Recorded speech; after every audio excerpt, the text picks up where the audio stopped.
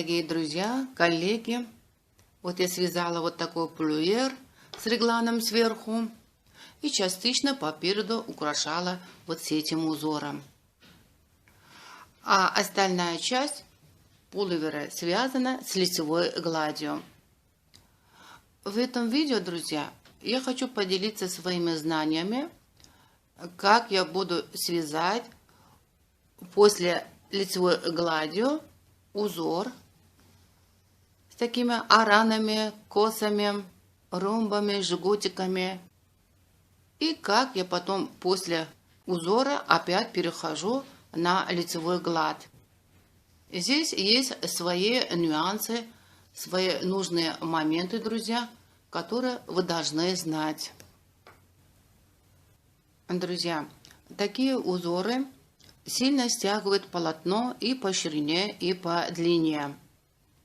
И когда мы свяжем наши изделия с такими узорами, и мы обязательно должны знать нужные технические моменты, которые применяются, когда осуществляется переход от лицевой глади к узорам и от узора лицевой гладью.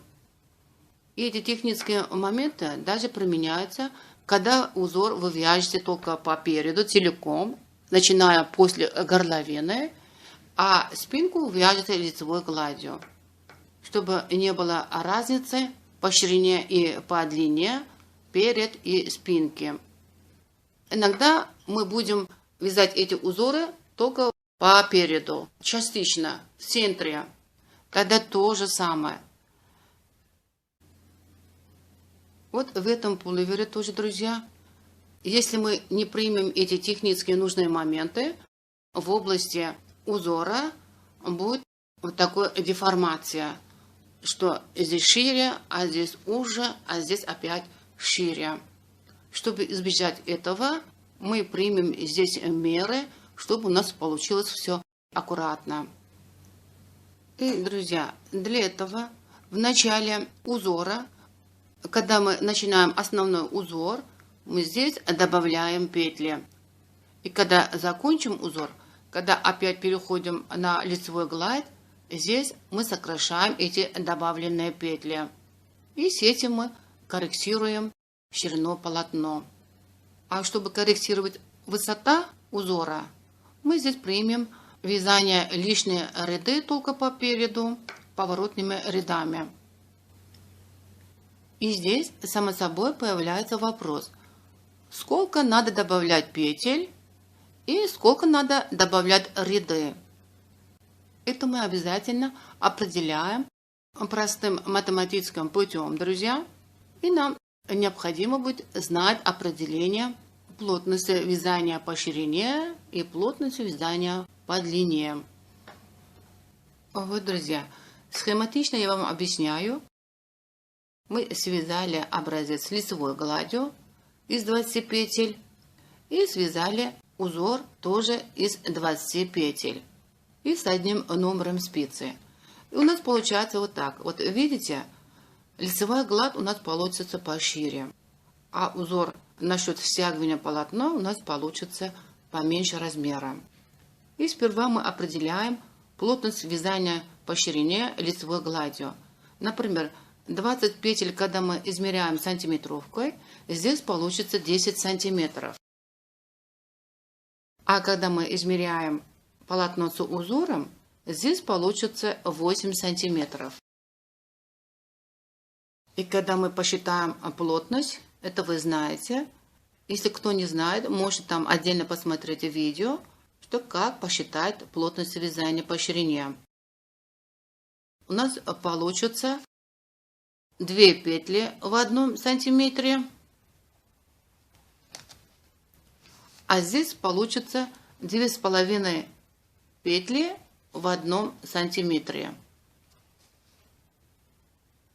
И в полотно с узором у нас не хватает вот эта часть, чтобы она подровнялась с лицевой гладью. И мы должны вот эту часть восполнять добавлением петли. Это у нас будет 2 сантиметра. И когда 8 плюс 2 сантиметра получится 10 сантиметров ширины, как вот лицевой гладь. И вот эти 2 сантиметра мы теперь посчитаем, сколько петель нужен, чтобы корректировать нашу ширину в узоре. Это 2 сантиметра. Мы умножаем вот эту цифру.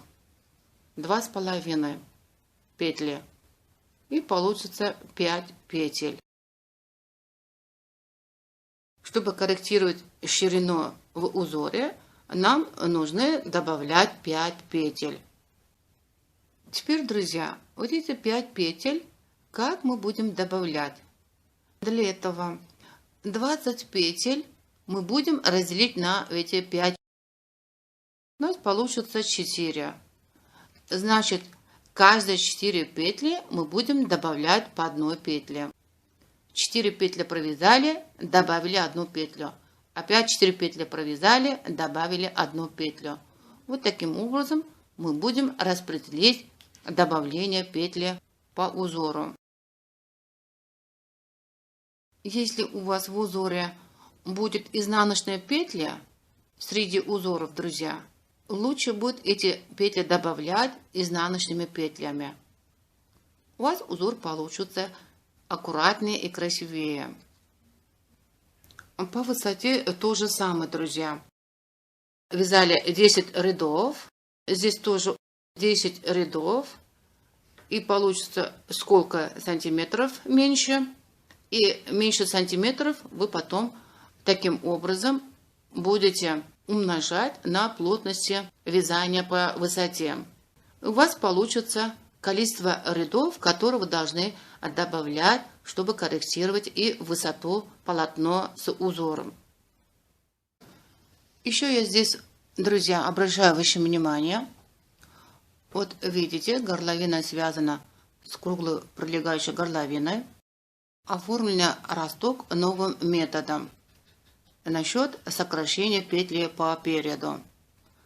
Кто интересуется этим методом, друзья, у меня есть отдельное видео, мастер-класс вязания этого ростка. Можете там посмотреть. Там на практике полностью подробно показано. Еще, друзья, в какой высоте мы должны начать узор? Вот видите, узор начинается у нас с горизонтальной линии. И потом провяжем 7 рядов лицевой гладью, потом опять у нас идет вторая горизонтальная линия. Узор начинается у нас вот отсюда, вот с горизонтальной линии. И это в моем случае пуловер для роста владельца 1,86 сантиметров. И я узор начинаю, когда измеряем в центре переда, сначала горловины и до начала узора 16 сантиметров. Если пуловер предназначен более меньшего роста, друзья, тогда вы будете начинать узор пораньше с 12-13 сантиметров, чтобы не получилось, что узор расположился совсем низко. Это тоже будет некрасиво. Узоры, друзья, с начала линии до конца линии 20 сантиметров, а основной узор получается 16 сантиметров. Еще, друзья, размер этого пуловера можно спокойно корректировать на любой размер. И это вы осуществляете насчет регланной линии. В моем случае длина регланной линии, когда меряем с начала горловины до конца, до подреза, получается 27 сантиметров. Если вы хотите побольше размера, значит вы удлиняете еще больше регланной линии. Если хотите поменьше размера, значит вы будете вязать регланную линию покороче, и насчет этого еще у вас будет подниматься узор немножко выше. Этот пуловер идеален не только для мужчин, идеален и для женщин, для девушек любого возраста. И многие из нас мы любим такие араны, жгутики. И с удовольствием будем носить с таким узором.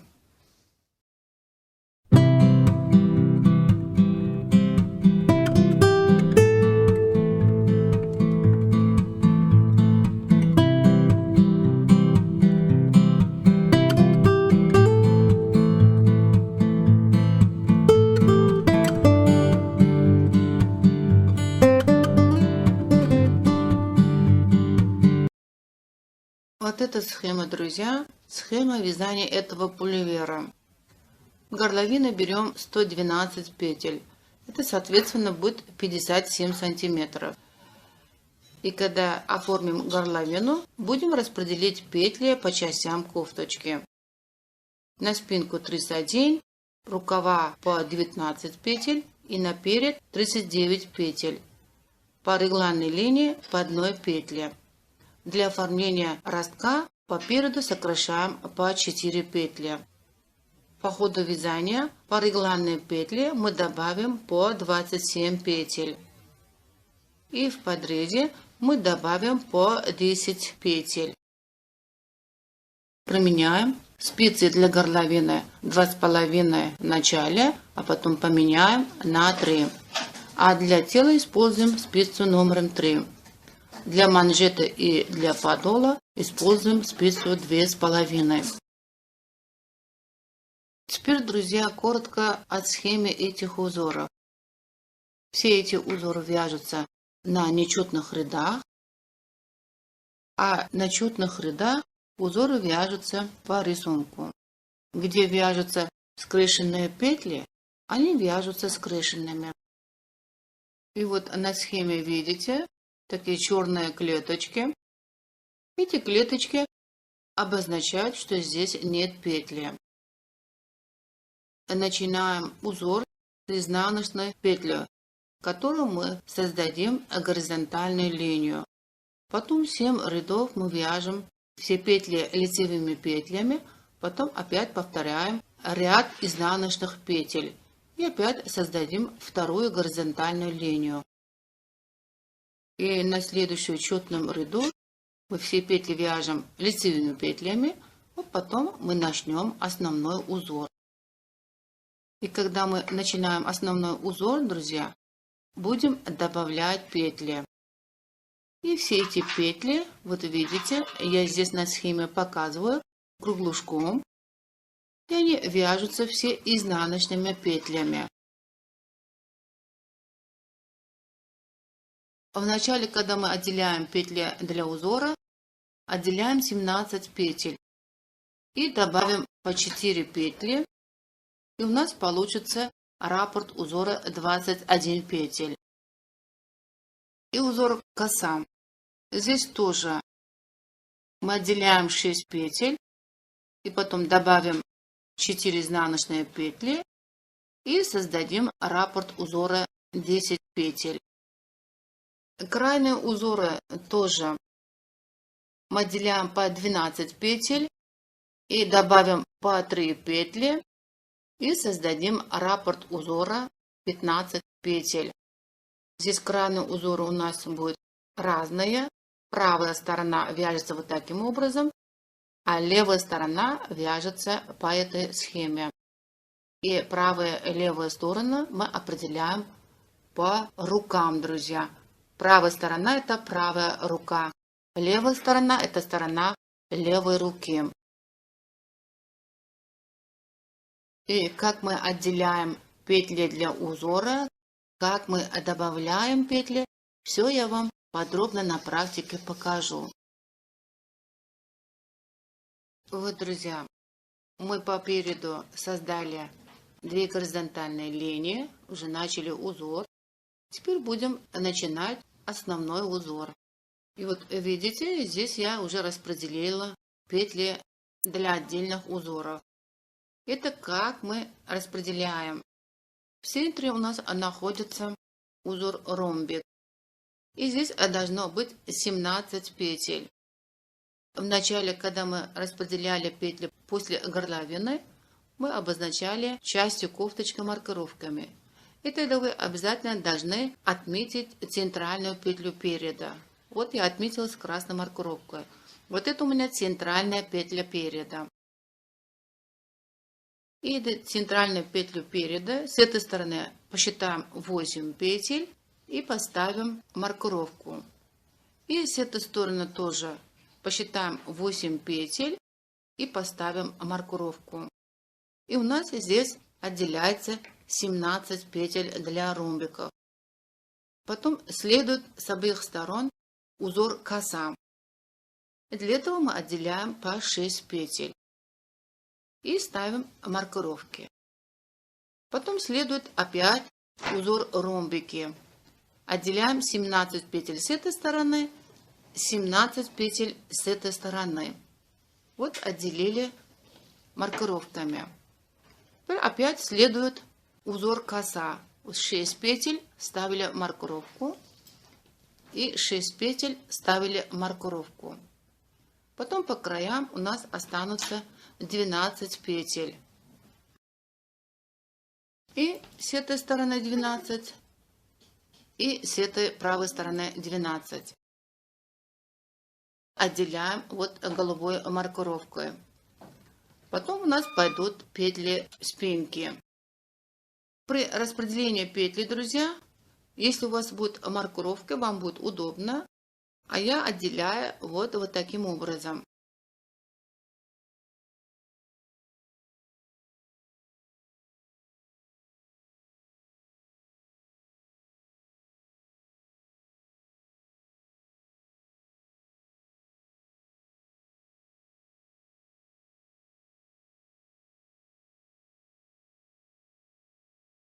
Начинаем узор. Крайний узор правая. 2 изнаночные. Лицевая скрещенная. Здесь добавим изнаночную петлю. Для этого поднимаем накид от нити прошлого ряда и провяжем изнаночной скрещенной. Берем левую стенку и провяжем скрещенной. Изнаночная петля. Из 2 петель образуем косичку. Для этого вторую лицевую петлю вот так провяжем лицевой петлей. Потом, не отпуская, теперь провяжем первую лицевую петлю лицевой петлей.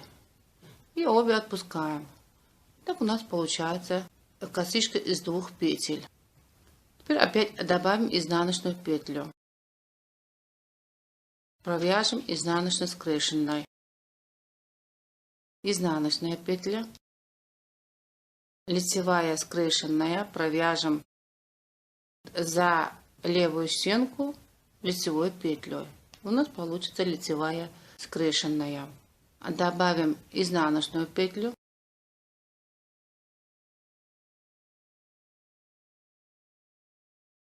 Изнаночная петля. Косичка из 2 петель. Изнаночная петля. Вот мы закончили крайний узор. Теперь начнем узор коса. Добавляем петель. Лицевая скрещенная. Опять добавим петель. Изнаночная скрещенная. 4 лицевые. Добавим изнаночную петлю. Лицевая скрещенная. Добавим петлю. Закончили узор коса. Теперь начнем узор ромбы. Изнаночная. Маленькие косички. Добавим петли. Изнаночная петля. Лицевая скрещенная. Добавим петли. Изнаночная. 5 лицевые. Добавим петли, изнаночная, лицевая скрещенная, добавим петли, изнаночная, косичка, изнаночная петля. Закончили узор ромба. Теперь опять начинается узор коса. Здесь то же самое повторяем, когда мы здесь провязали петли. Добавим изнаночную петлю, лицевая скрещенная, добавим изнаночную петлю, 4 лицевые,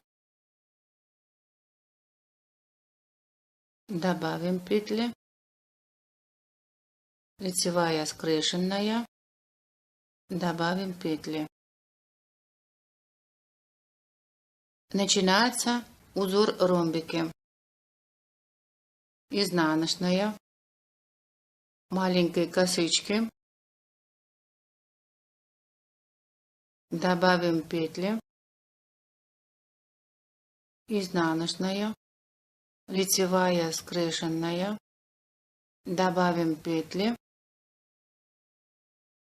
изнаночная, 5 лицевые. И вот здесь вот видите, центральная петля, третья петля именно совпадает с центральную петлю переда. Это должно вот так быть. На это обратите внимание. Центральный узор ромбики именно будет находиться в центре переда. Добавляем петли,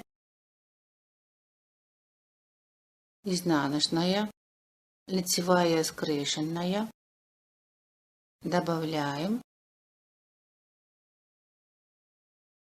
изнаночная, маленькая коса, изнаночная. Закончили ромб. Теперь опять начинается узор коса. Продолжите вязание, как я вам показала. Потом опять узор ромбики. И потом опять узор коса. И левый крайний узор. И эти узоры провяжите сами самостоятельно.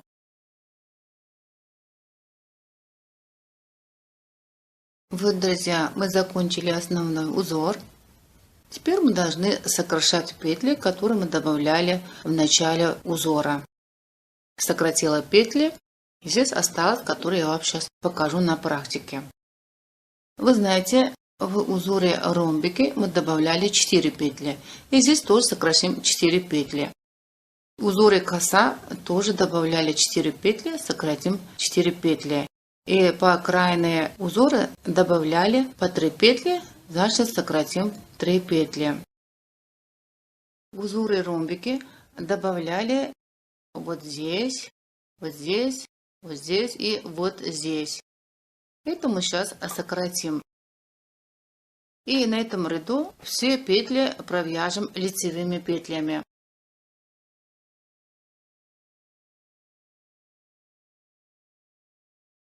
Две изнаночные петли провяжем вместе лицевой петлей. И сократили одну петлю. Здесь тоже провяжем 2 петли вместе лицевой петлей и опять сократили вторую петлю. Здесь тоже сокращаем, провязывая 2 изнаночные петли вместе лицевой петлей. Сократили третью петлю. Здесь то же самое, сокращаем и сократили четвертую петлю. На узоре коса. Здесь тоже сократим 4 петли. Провяжем вместе 2 изнаночные петли лицевой петлей, сократили одну петлю. Эту изнаночную петлю и вот эту лицевую петлю провяжем вместе с наклоном вправо. Вот сократили вторую петлю. провяжем вот эту изнаночную петлю и лицевую петлю вместе с наклоном вправо. Сократили третью петлю и вот эти две изнаночные петли провяжем вместе лицевой петлей с наклоном вправо и сократили четвертую петлю. Теперь начинаются крайние узоры. И здесь мы сократим вот здесь, провязывая 2 петли вместе, вот 2 изнаночные петли провяжем вместе. Вот здесь тоже 2 изнаночные петли провяжем вместе. И вот здесь тоже провяжем 2 изнаночные петли вместе. С этим здесь тоже сократим 3 петли. В начале тоже на крайнем узоре сокращали 3 петли.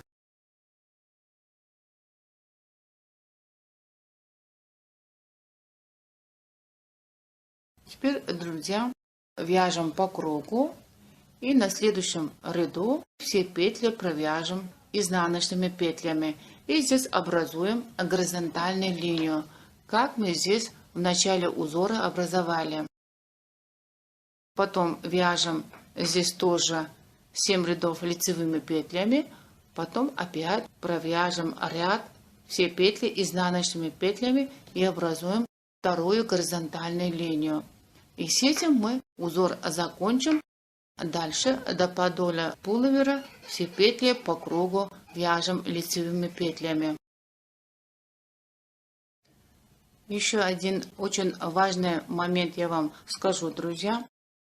Узор стягивает полотно, и это тоже будет короче, чем спинка.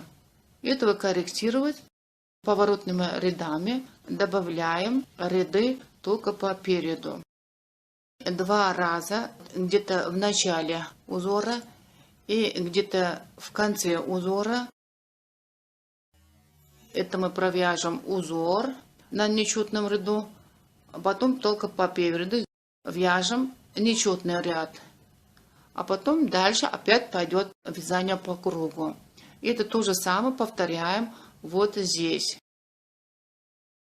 И мы здесь 2 раза вот так поворотными рядами добавляем лишние 4 ряда только по переду.